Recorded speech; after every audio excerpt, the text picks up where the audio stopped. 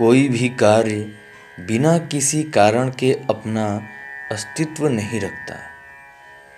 जब विपत्ति में अंतस से एक प्रश्न फूटता है, मेरे साथ ऐसा क्यों हुआ, तो जानिए कि उसके पीछे अवश्य ही कोई गहरा कारण निहित है। या तो यह आपके पिछले कर्मों का परिणाम है, या फिर प्रभु किसी विशेष कार्य में आपको प्रवृत्त करना चाहते हैं। गीता में भगवान श्री कृष्ण कहते हैं कि मैं ही संसार का महाकारण हूँ।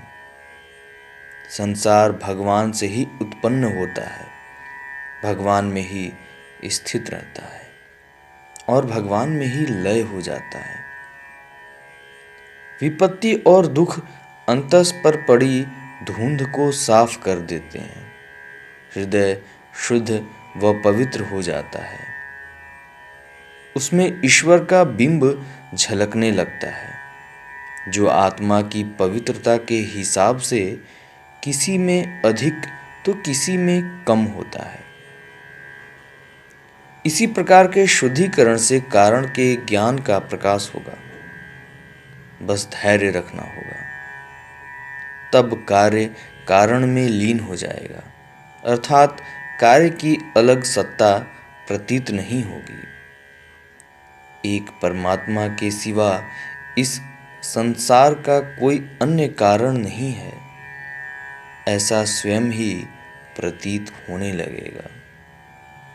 मनुष्य तब संसार को संसार बुद्धि से देखता है, तब उसे संसार में व्याप्त परमात्मा दिखाई नहीं देते।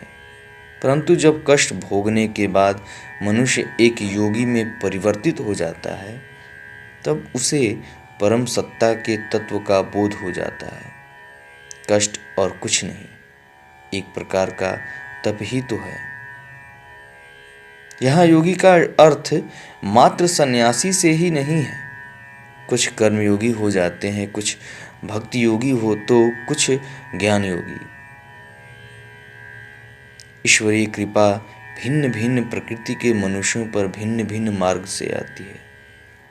हमें बस कर्म करते रहना है और हर एक कार्य में उसके फल में ईश्वर की इच्छा को देखना है। ईश्वर से बड़ा कृपा निधान कोई नहीं। वह हम सबको पवित्र करता है। जिसके अंदर जितनी मलिनता होगी, उसे शुद्ध होने में उतना ही अधिक समय लगेगा। इसलिए आत्मशुद्धि के प्रयास में तत्परता से जुटें, ताकि शीघ्र ही शुद्ध हो सकें।